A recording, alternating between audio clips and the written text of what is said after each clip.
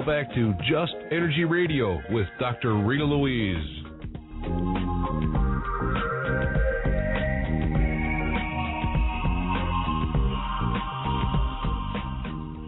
Hello and welcome back to Just Energy Radio. I'm your host, Dr. Rita Louise, and we have been talking to Dean Dominic De Lucia about the hollow earth in the Puranas. But before I get him back on the air, don't forget, Just Energy Radio is brought to you by SoulHealer.com and the Institute of Applied Energetics. That's AppliedEnergeticsInstitute.com. And please do check out our archives at www.justenergyradio.com. So, Dean, you there? Yes, okay, right good. here. Good. So before the break, I wanted to talk a little bit about this, battle that's going on between the Devas and the Asuras. It always makes me confused, because it just seems like Devas should be the bad guy and Asuras should be the good guys, because we think like angels and demons, and it always gets me a little backwards, but it's the other way. My question is, how did they, if there's this battle going on, who's winning the battle? It just seems like the Asuras just really have a bad rap in this whole thing. And, I have this thing about, like channeled information. It's like, well, who's providing the information? They say that the history of war is told by the victors. And when you read some of this Vedic material, it definitely seems like Indira and the Devas won the war. And so does our position toward the Asuras as being manipulators and controllers based on fact, or is it based on that's the propaganda that we've received from the Devas? Any comment on that thought? Well, let's see. I'll make two observations. One observation is that the Deva civilization is oriented towards God realization. It's oriented towards, in fact, I'll make two comments in one. God realization towards vegetarianism, towards the worship of Vishnu, the worship of the demigods, leaving the material world, leaving your body behind, attaining mukta and liberation from repeated birth and death and reincarnation and karma, gaining liberation from this material world. And the Asura civilization doesn't have that orientation, doesn't have that kind of literature, doesn't have that practice. They're much more expert at enjoying the world than the Deva civilization. So I think that's the basic difference between the two of them. I'll say that. Okay. Well, because I did have like kind of a point of going there. So do you think that I think that was a very good, it was a good question. I think it was. See, I told you I have good questions. But do you think there's a relationship between this dynamic of these Devas that live in the sky and these Asuras that live underground and our current concept of hell? Or Western concept of hell? Yes, no, I definitely think they do. I think that the Gandharvas who live in this higher frequency, ultraviolet frequency strata above the clouds, as it's been described, are the ones that are described in the Bible as the angels, and also in the Quran as the angels, and that these ones that live below the surface of the earth, that they are the Asuras, and that they will torment human beings if we wander into the wrong neighborhood. Let's put it that way. Or if they come topside, and get a hold of us. Yeah, it's just kind of a scary thought that there's this whole race of being, or potentially, if you read the Vedic material, potentially multiple races of beings that are just hanging out under our feet. Yeah, it is scary. But, if you were to go to any big city, for example, New York City, and you were to lift up some construction, a house or something like that, some row houses, and look to see what's underneath the foundations, you'll find all kinds of insects, cockroaches, snakes, those types of beings. And then if you actually look at the way that these UFO beings have been described, these beings that scare us so much and horrify us so much, and if you look at their faces, that we've seen in the drawings, you see that they have slit-like mouths, just like spiders. They have the digital dexterity of spiders. They're very fast. Their eyes are like insect eyes. They have these wraparound fly-like eyes. They're very scary, and actually, but that's what we see when we start digging beneath the ground. We come across these types of living entities, cockroaches and different types of insects. It's just that maybe 100 miles down or way down in the depths of the earth, perhaps conditions are different. The climate is more salubrious, and perhaps they grow to great proportions. And what we see as an insect on the surface of the earth might be a mothman down within the bowels of the crust, of the earth's crust. You look at an oak tree. An oak tree in its own environment is very tall. It's very strong. It's a hardwood. You can't budge it. But then you look at the oak tree in the Arctic shores of northern Canada, and it hardly grows any higher than your knees or maybe your belt. And it just looks like a little bush or something like that. It's out of its climate.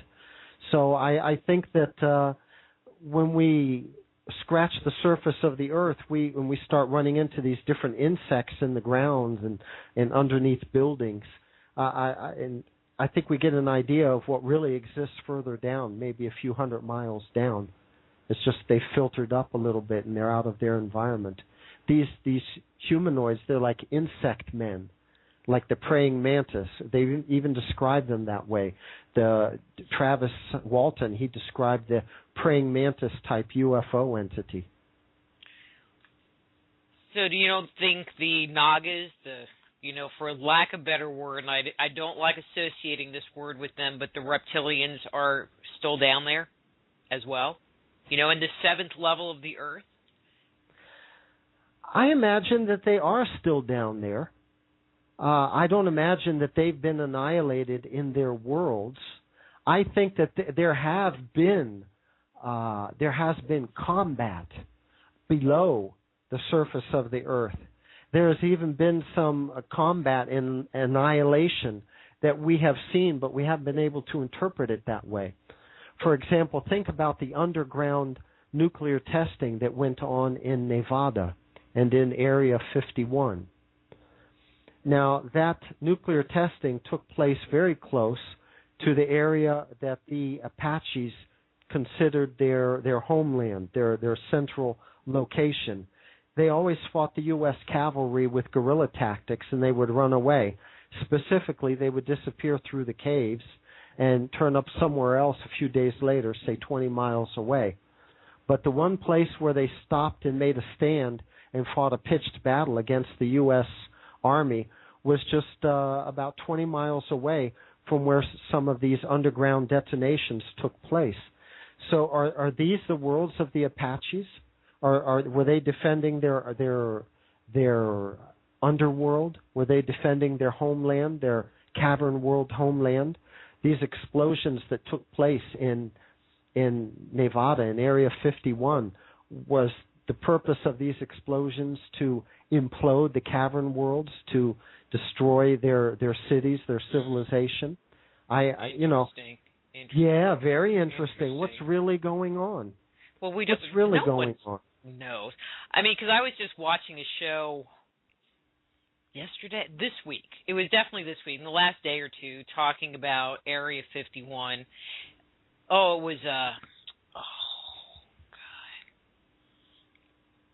I can't think of it. Yeah, but anyway, so they were talking about Area 51, and one of the comments that they made was that, and I kind of took it to the next level, was that Area 51 was built on an abandoned silver mine. It's like, and they dug the silver out of there because there were already these tunnels down there that they found veins of silver. Anyway, and now you're bringing up Area 51 and that whole thing, and it just, makes you go, You start looking at this stuff, and it just makes you go, a lot. Yeah. That is the area in which the Apaches used to disappear through these caves and these tunnels, and like I say, they would pop up somewhere else many miles away. There, also, I mean, we're talking about out west. Let's expand the region a little bit, but let's look at the Panamint Mountains. I believe they're also in Nevada, but the Panamints, there's in this book Death Valley Men or Death Valley Days. I don't remember the exact name of it, but there's this one chapter of these two fellas who were prospecting, and alongside of a mountain, they saw an opening behind some bushes, and they went in there, and they found steps, and they went down. They went very far down, and they found a huge hall down there, a huge type of cavern carved out, and there was furniture down there, and there was a lot of metal work and silver there, and they saw spears. They saw some huge, some huge shields. So, I mean, there's these underground worlds. They are there. They're out there, and they're everywhere. Everybody thinks that, in Brazil, in the Andes Mountains, there's a tunnel system that Von Daniken tells about that goes underneath the Pacific Ocean and that kind of thing. But really, I get the feeling that these underground worlds exist everywhere. For example, all across North America, all of the North American Indians, their folklore has to do with them coming from the interior of the earth, the Cherokee. The term Cherokee means the cave people, and they were from the East Coast, the Appalachians. And when you start looking around you, the Tibetans, and then there's the British Isles and the trolls in Europe, and the world is full of these underground entities and these cave worlds, these cavern worlds that they must live in. I get the feeling that they're everywhere. One of the things that I find interesting when you look at the mythological literature, just in the general sense of the word, is that these beings, for lack of a better word, are always associated with the mountain. It's like you're going to go to the mountain, or like the Epic of Gilgamesh, he is looking for Armasupal. I can never say any of these people's names, but the Babylonian Noah, who is in the underworld, living out immortality, and he has to go to the mountain. And what I think is kind of parallel interesting is that when you start looking at these pyramid structures, a.k.a. little mountains, in my mind, they all have tunnels, underground tunnels under them. Sure. I get the impression that the pyramids are also outposts, that they're markers, that below the pyramids you have these cavern worlds.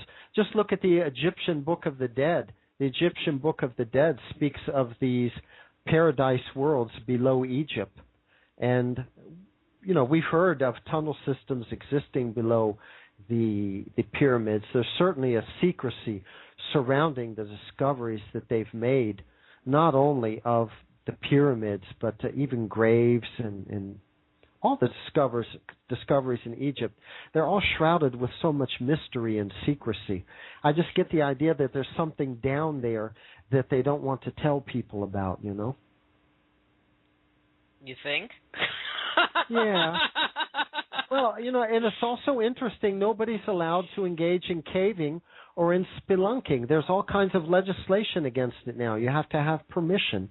In Brazil, no caving and no spelunking is permitted at all. It's against the law, and it's federal law, and there's a federal agency. It's the Agency of Mining and Extractive Industries that has jurisdiction over that. But I don't know. It's very interesting. Down here we have, not too far away from where I live, this tunnel that David Hatcher Childress has written so much about. It's the one at São Tomé das Letras. I don't know if you've heard of that one. Probably. What have they found in it, or what? Well, São Tomé das Letras is a small city way out in the countryside. Let's say behind Rio de Janeiro, like a few hundred miles back. And it's an area of quarries. I could tell you that much. This tunnel that they found in São Tomé das Letras, it's not a cave. It doesn't meander. It's been cut. It's about 2 meters high and about 3 meters wide, and it has a grade to it.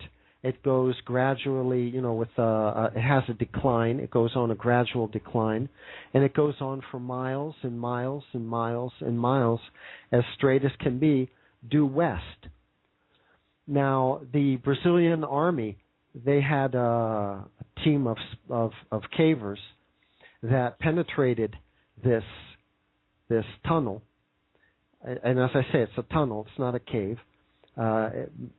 Several days journey, many miles. They went in until they came to a type of hall, and this hall had 4 tunnels meeting. It was like a hub. It had another tunnel continuing west, the tunnel they came from, which was from the east, one north and one south. They took the tunnel west a little bit for about another day until they came to this huge chasm that they didn't have the ability to cross. Their supplies were limited, so they decided to come back. And ever since then, it's been prohibited for anyone to go down that cave. And, of course, it's impossible. How can somebody do that? You'd need all kinds of supplies. You'd have to take batteries with you and food and have replenishment and water. But then it gets more interesting. I mean, because it sounds like this was a man-made structure, and for early man with his little sticks and stone tools to carve something like that in the pitch black and create this engineering feat, and probably if they looked at the surface of the, like the ceilings and stuff, there's probably not any like oil residue from lights, from oil lamps or fires inside these structures. And it's a miracle, Dean. It's just a miracle that it could just happen naturally and just be there. Just boom. Yeah, it certainly is. And how about these caverns in Peru, in the Andes? They do actually go underneath the Pacific Ocean for at least a good 5 miles. Daniken, he's been able to substantiate that. I mean, this is before the Spaniards went there, but neither the Spaniards nor the Indians had any ability to engage in that kind of excavation. I don't know what to say. When the Portuguese came here to Brazil, there were a lot of constructions here also, not just in Peru, but there were constructions here. There were temples here. Even in Rio de Janeiro, that big Pedro da Gávea, everyone says that it's a sculpture of a human face. If you look at it from the side, you can see the profile.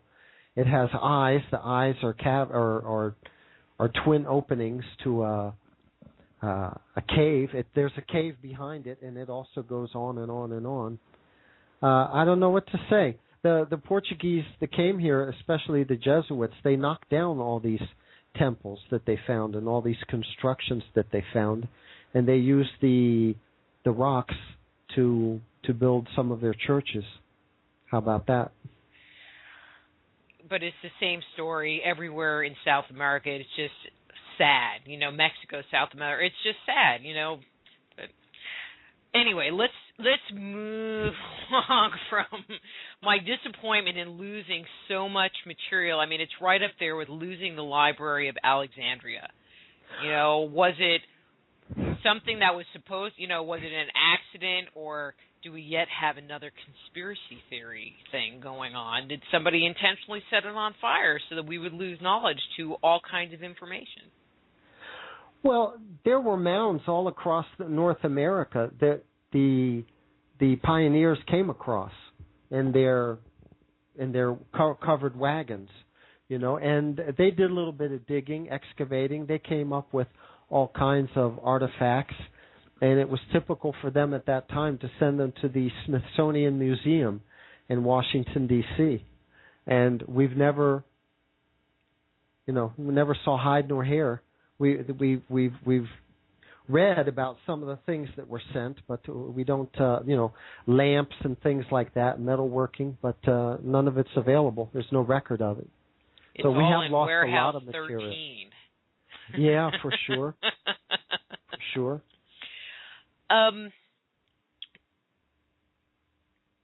Why don't we go back and, because we've been talking about these subterranean chambers, but it sounds like there is really a whole different set of mythology and information that is associated with the hollow earth. And, in my mind, I just kind of put it all together, but it sounds like we're really obviously we're talking about two different things. So in like the Vedic literature, does it talk about,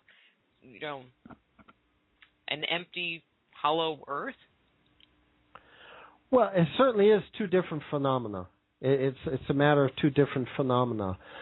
The hollow earth is described in the Vedic literature. It's mentioned in the literature, I would say just in passing.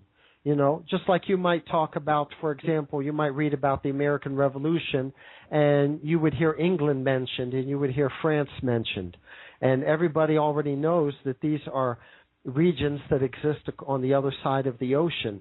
It's not explained, and there is this ocean, and there's so many miles wide, and there you will find the land of France and the land. It wasn't explained that way. Everybody already knew about them. It was the same civilization. It's just that it existed at another, across a distance, and then the same civilization picked up again. So the Vedic civilization, some of the narrations that take place in the hollow earth, and some of them that take place on the surface. For example, we were talking about the Bhagavad Gita, and we mentioned Arjuna, and we mentioned his brother Yudhishthir. Now, Yudhishthir and Krishna, they were having a conversation a little bit before the battle that is described in the Bhagavad Gita, and the Krishna avatar mentioned to Yudhishthir that this earthly king named Jarasandha, who was a close ally to Duryodhana, the cousin who had become their enemy and usurped their kingdom, that this Jarasandha, he had made alliances with all of the kings from the inner world. So, right there it's just mentioned in passing, that the inner world kings, they've allied themselves with the other side, the Krishna avatar was trying to just talking with our Yudhishthira and let him know what he was really up against. But then they were mentioned. And you don't think they were really talking about the subterranean realms as opposed to the inner world? Well, for one thing, we're depending on translators because this is all written in Sanskrit, and it was conserved for over a few thousand years, handed down by hand.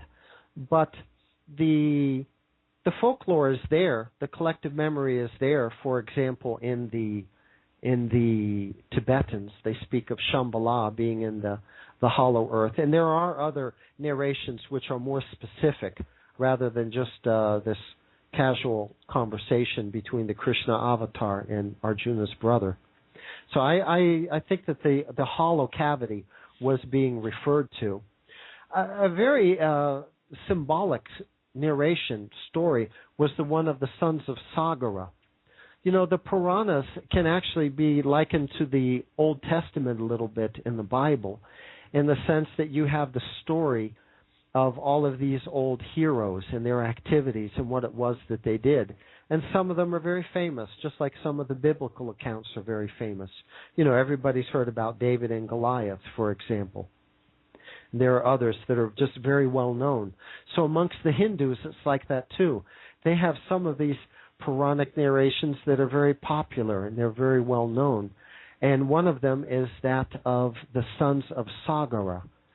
Sagara was an earthly king, and he had engaged in a lot of austerity and a lot of sacrifice, and he had acquired a lot of mystic potencies and powers. He was becoming very powerful, and he was beginning to scare the king of heaven, at least of one of the heavenly realms, and this was Indra.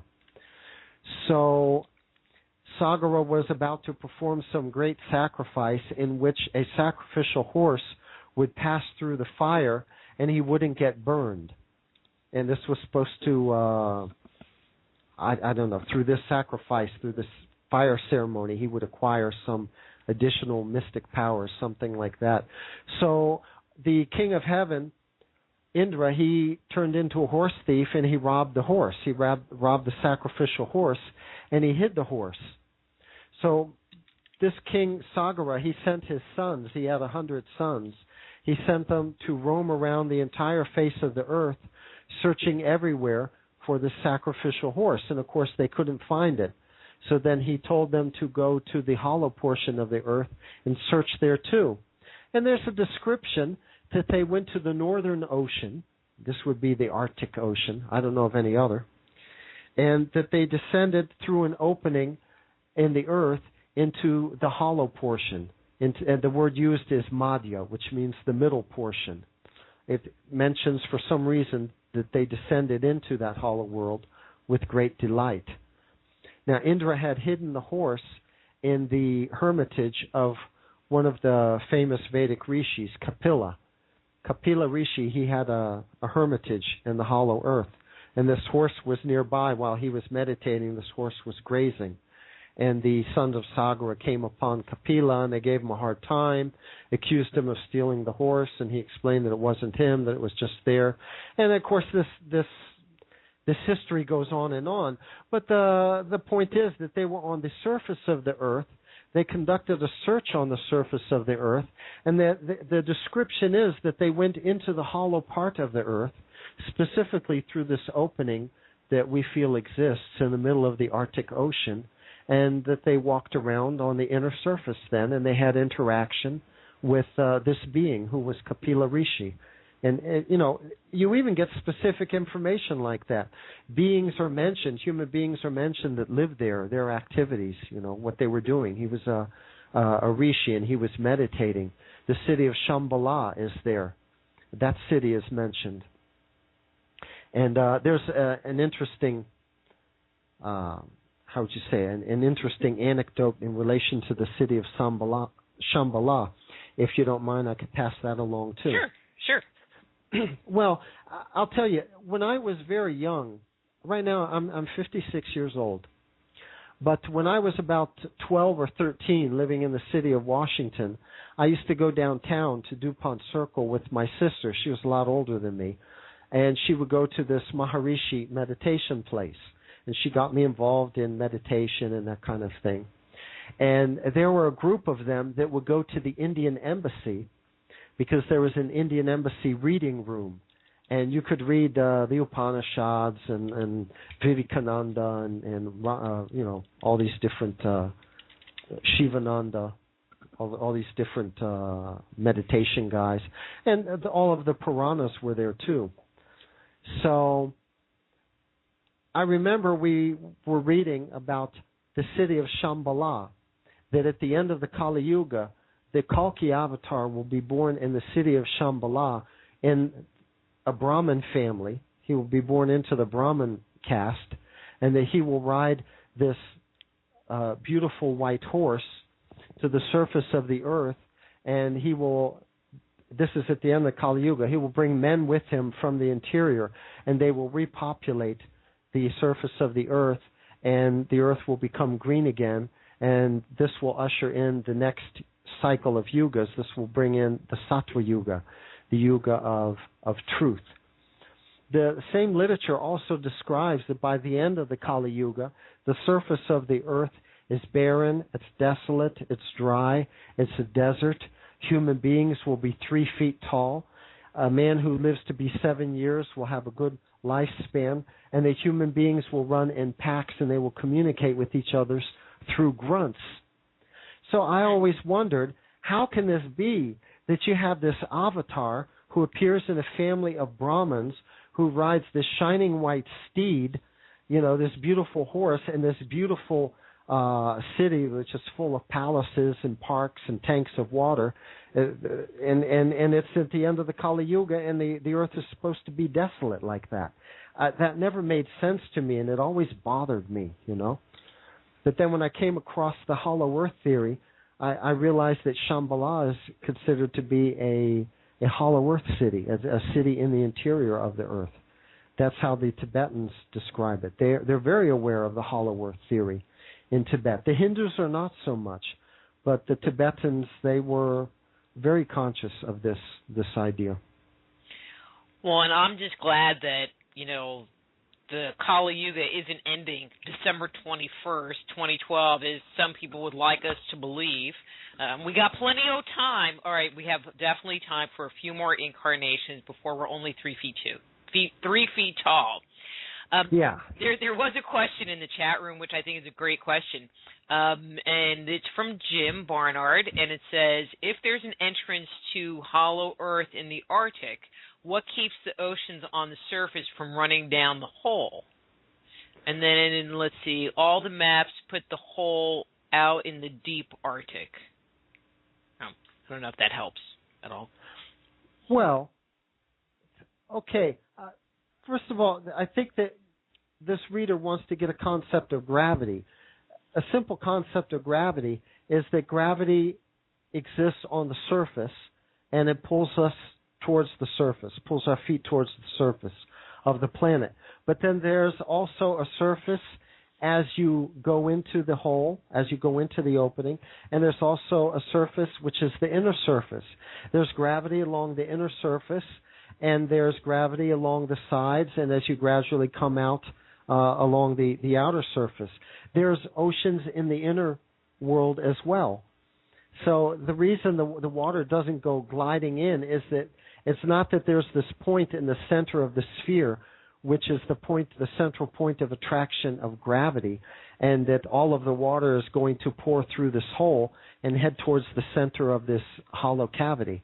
There's an inner surface also, and there's already water there. If there were no water there, then the water from the surface would flow inwards until there was equilibrium between the inside and the outside. But there's water there, and they have gravity there, and they have oceans there. See, what I just keep wondering is how you actually, is it just this big giant hole? And, I'm just trying to think of a parallel example, like a soda bottle, a big round soda bottle, where there's the hole where you screw the top on, and you go up to the Arctic, and you get to that hole, and you just fall in till you end up in the middle. I mean, I that's why I thought the question was interesting, because there's a whole lot of dynamics that are going on that if you just think there's a big hole in the surface of the earth and then, you just kind of plop down to the middle, it kind of makes you have to think, how would that all work? Well, you want to conceive of the opening as being an hourglass opening. That's what we call it. We call it the hourglass opening. So you have a grade along the outside that gradually curves inwards, and then you have a point where you have the neck of the opening, just like you have the neck of the hourglass, and then as you go in again, it begins to expand outwards along the inner surface. So first of all, the shape of that opening, you could conceive of it better as being an hourglass. And to give you an idea of the angle, the steepness, or rather, the lack of steepness of this opening, at least in the beginning, let me run by you some of the writings from the logbooks of the Arctic explorers.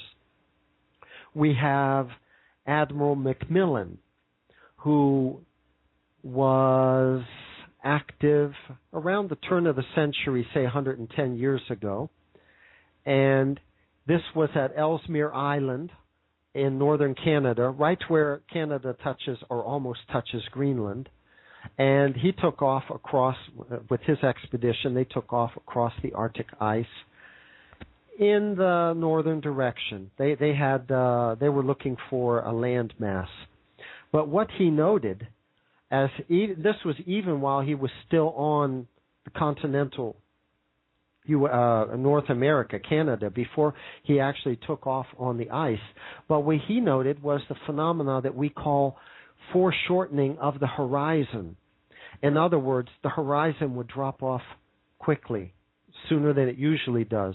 I mean, if you go to Oklahoma or northern Texas and you look around, you can see the full extent of the horizon. I mean, where the horizon curves every 9 miles. So where you see the end of the horizon, that's 9 miles away from you, and it looks like it's very far away.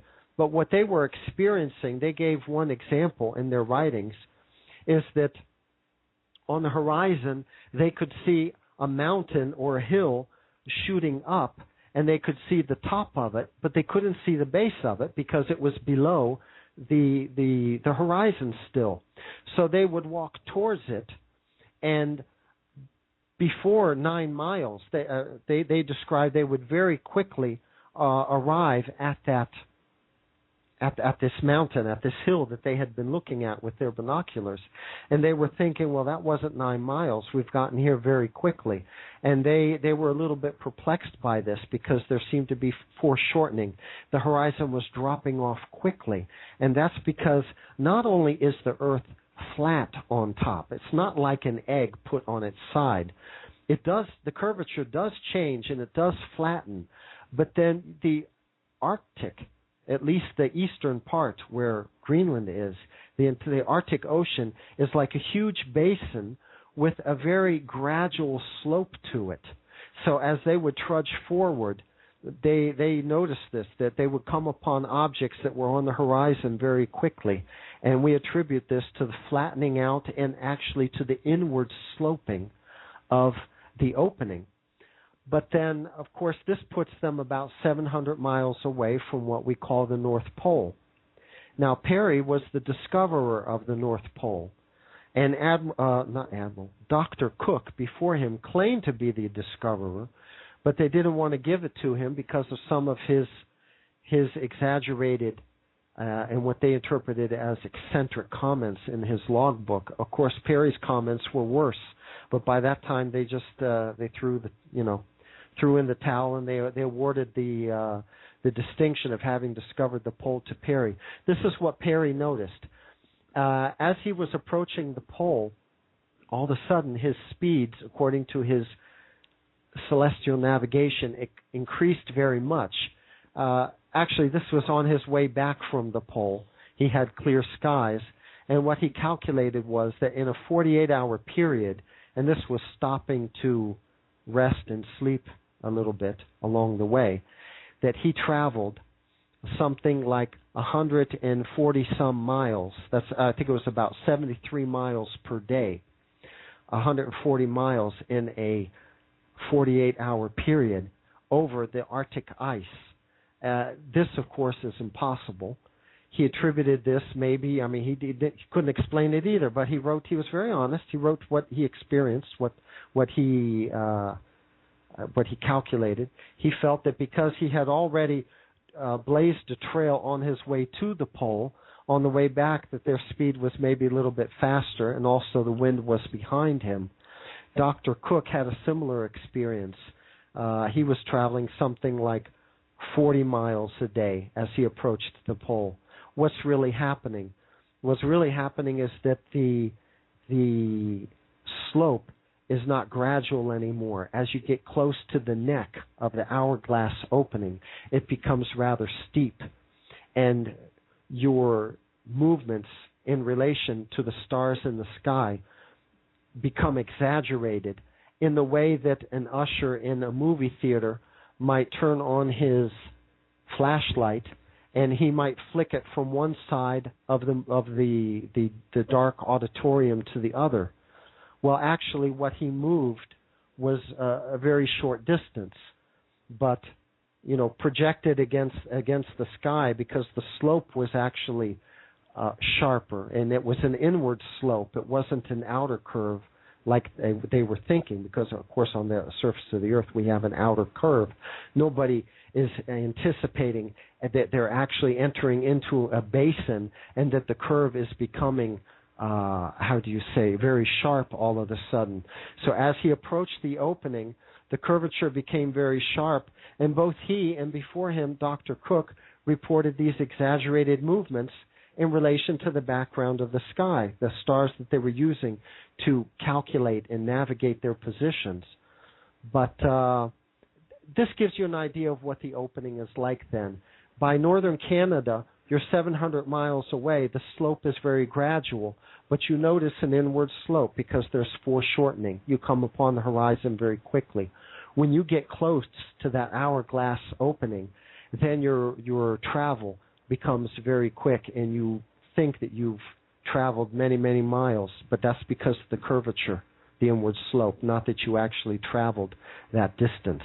I don't know. Is this understandable? Does this make sense to you? I mean, it does in one way, but it's a little hard to believe. Although, then I think of Santa, and maybe that's how he delivers all those presents so quick every year. Well, yeah. How about speaking of Santa, Santa is a Scandinavian myth, that this mystic would come from the north on a sleigh, which apparently had some anti-gravity qualities to it, pulled by these reindeer, and he would bring presents, and he would bring supplies and food and tools and things like that to these Scandinavians, the Vikings, who suffered very much because of the cold and the ice. They couldn't find food. So, I wonder where he was coming from. If he came from the north and he had all these mystic qualities, he was probably coming from the Hollow Earth. These were holy people that came to Northern Europe to help the people there. Interesting. I was just throwing out the Santa joke, but you just waylaid it into a home run there. Yeah. All right, I'm looking at the clock. We have about 12 minutes. I have one more question because I wanted to spend a couple of minutes.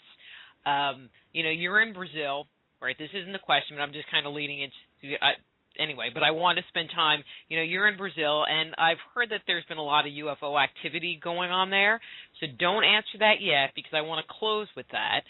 But here's my last question before we move on to that topic.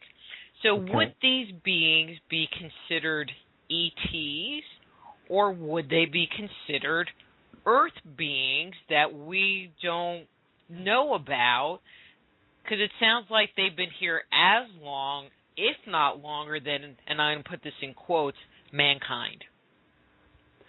Well, if you're going to take any stock, for example, in Olaf Janssen said they're just like us. They're identical to us. The characteristics, the race, they're our same race. And of course, if you think about it, Scandinavia is only maybe a good 700 miles from the opening. So probably the population of Northern Europe is some kind of spillage that comes from the Hollow Earth. These are the same people. They're human beings. They're described in the Vedic literature as human beings. Some of the Vedic kings and the Vedic population existed within the earth and some on the outside of the earth. Certainly, Vedic culture existed along the Arctic. There's been all kinds of artifacts recovered. The population is there. They speak Indo-European language. It's just corrupted Sanskrit. There was even one very famous Hindu, Tilak was his name. He was part of the Patriot independence movement before Gandhi. He was its leader, and when he passed away, Gandhi stepped into the void. But this Tilak, he wrote in the 1920s while he was in jail, because the British put him there, he wrote the Arctic Home of the Vedas, and he explained that Vedic culture had its origin along the Arctic shores, and that the Arctic used to be tropical. He thought it was because of pole shifts and that kind of thing. But the hollow earth theory, of course, gives us a different justification. So those people that are inside, they're human beings, and they're very similar to the Northern Europeans. The racial stock is the same, and they speak a language which is very similar to Sanskrit. This was Olaf's claim. But what about the people in the subterranean realms, the giants and the Bigfoots and the Nagas, or whoever else might be hanging out down there? Well, when you speak of the hollow earth, you're speaking of one realm. You're speaking of one world. And then when you speak of the cavern worlds, you're speaking of many different pockets. And the idea that I have is that you have all kinds of living entities down there. And also it might depend on the depth, the strata.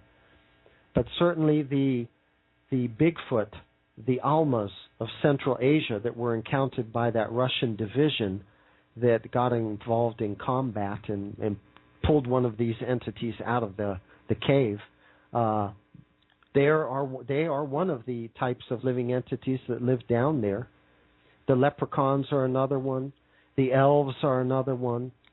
There are different types of living entities that live in all of these different pockets that we call cavern worlds. Anyway, let's move on.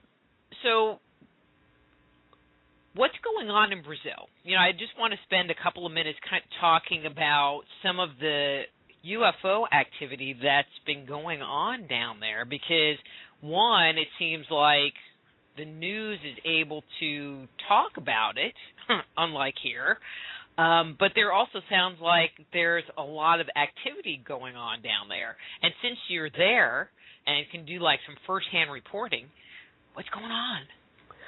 Well, I've been visiting on and off one of these UFO societies for the last couple of years, and just hearing the things that they tell me. Really, I would say it's in the past, in the recent past, it's been much more obvious. There's been a lot more encounters, a lot more reports. That's for sure. I don't really know how to explain why. A lot of this was people out in the country. There have been a lot of encounters from these country folk, simple people that live on big plantations and what have you. And these are areas where even 25, 30 years ago, there were no telephone lines, and maybe there was no electricity except if there was a generator on the property, something like that. But one thing that I was very amazed by was I found this in this book by Antonio Falero, UFOs in Brazil. He's been documenting and interviewing people who have had encounters since the early 1960s, because in his city it was,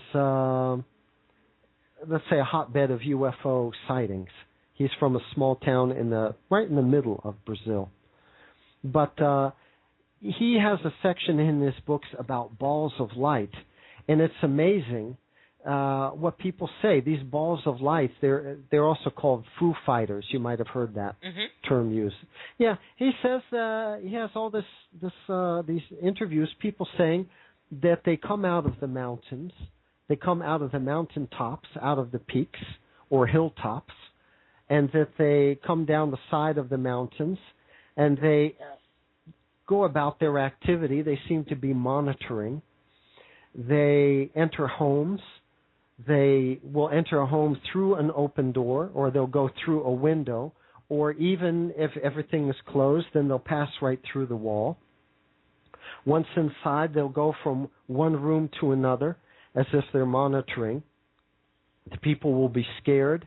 If anybody tries to grab at them, they'll quickly move away as if they're sensitive and they perceive the people.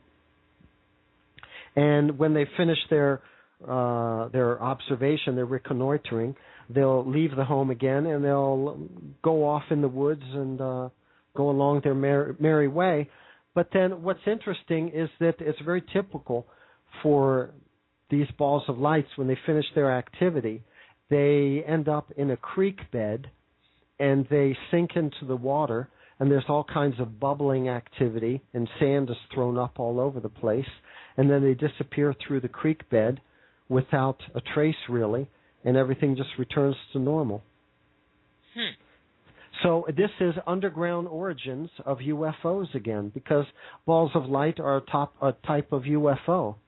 But here in Brazil, at least, I've run across quite a few interviews, accounts in his books, of people swearing to this underground origin, that they come from the mountaintops and that they typically disappear into creeks.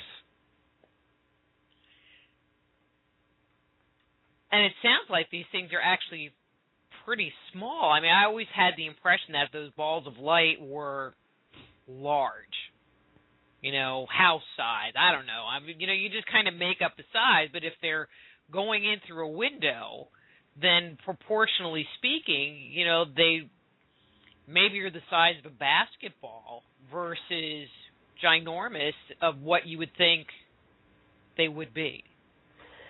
Yeah, in Antonio's book, he compares them to the size of soccer balls, basketballs. That's right. They're not so big.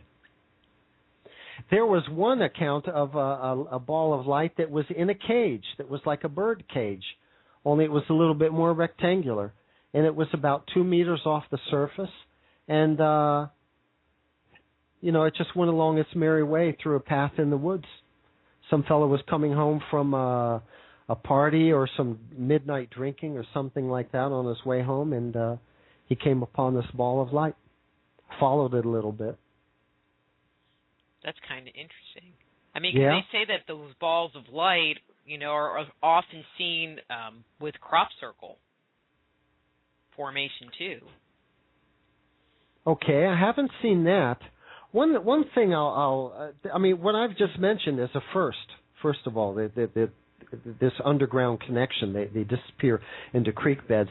But another thing I heard down here about balls of lights, and it's very well documented. There's a neighborhood not far from where I live. It's called Capão Redondo. And in this neighborhood, about 8 years ago, there was this young fellow who received a cam recorder as a present for his birthday, and the family went up to the top of the building, and they were on top there taking, filming this and that and the other in the early evening while people were still walking on the streets and there were street lights on and some stores were still open. I mean, this was no middle of the night activity or that happened, event. And they noticed this ball of light come skipping down the road. This is in the city, in the urban setting, in the neighborhood. And they filmed it for about 3 or 4 minutes. It came down one road. They've actually put it on the internet. And it went up another road. It passed in front of, as well as some light posts, and it passed behind some other ones. So it didn't seem to be an artifact of, manipulation like with, Adobe Workshop or anything like that. It made it to the news program. It was on the 7 o'clock news the next night. And they even showed a few stills from the little kid's camera. And the whole conversation is there. The people are talking about it, and everybody's surprised. So the balls of light have been seen in an urban setting in the city. That's bizarre. Dean, our time is almost up. So if somebody wants to get your book, Hollow Earth and the Piranhas, how would they do that?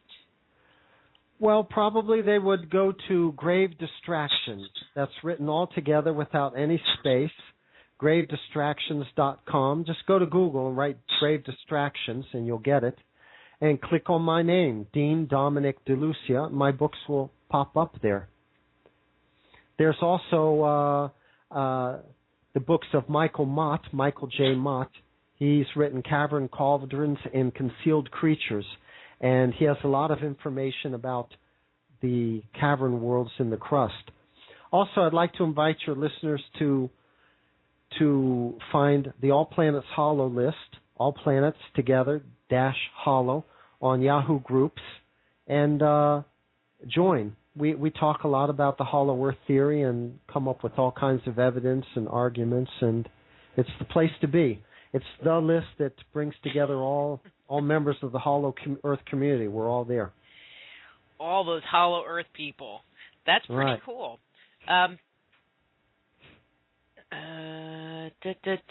webpage, hollowOrbs.com, has a lot more information about what we talked about. Sure, there's a section there. The Vedic Hollow Earth. There's also the Arctic Body of Evidence, Cavern Worlds, and a lot more. A lot more. Dean, this was great.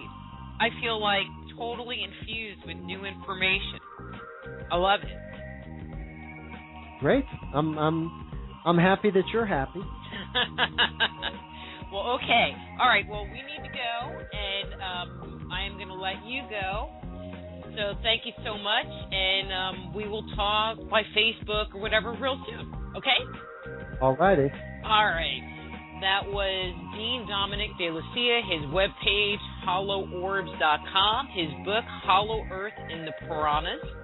And next week, we have an exciting guest. We have William, a.k.a. Bill Burns, from UFO Hunters, coming on the show, talking about the quest for extraterrestrial life. So until next week, I'm Dr. Rita Louise. This is Just Energy Radio. Be blessed. Join host Dr. Rita Louise